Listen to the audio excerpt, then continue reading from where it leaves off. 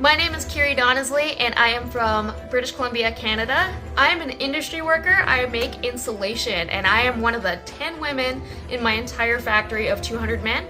And I'm also training right now to be one of the first women to run an indoor volcano. So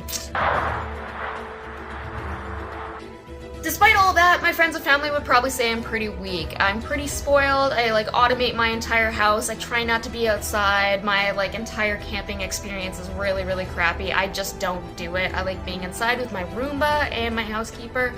But people also don't realize that I've actually spent a lot of time getting a lot of life experience. I have lived overseas.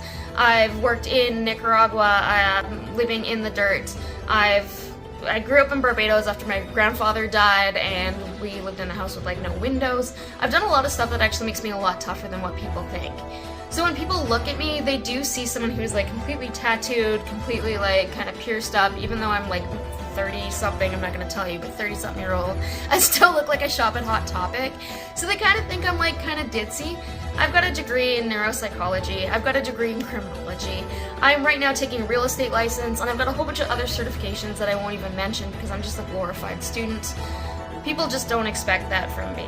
And what I want from Reelfoot and why I'm trying to get into that is I'm continuously trying to break boundaries. Me becoming the first woman in my industry to run this man-made volcano is a huge deal to me. Me proving all my friends wrong. When they come over and they see my Roomba and they're like, you're not gonna live outside for 5 days in the dirt. I want to prove them wrong. Yes, I can. Yes, I can do this. And yes, I can win. And why can I win? Is because people for some reason like me. I know that's really funny, but for some reason they do. I got great interpersonal skills. I look really friendly. Well, I don't look friendly, but when I talk to people, they realize I'm really friendly. They realize I'm a wimp. People almost find it an accomplishment to be friends with me, which is their words, not mine. Just because they take the outer shell and don't expect me to be such a wimp. And people like that. If I do get voted out first, one of the reasons I'm going to is because I'm not very athletic. I was always the kid that got picked last. I'm still probably the kid that got picked last in gym class. Kind of over-friendly, where it bothers some people. I could be considered obnoxious. Very much so. So if I get voted out first, it's because of that. But if I win, it's also because of that. It's a weird dichotomy there.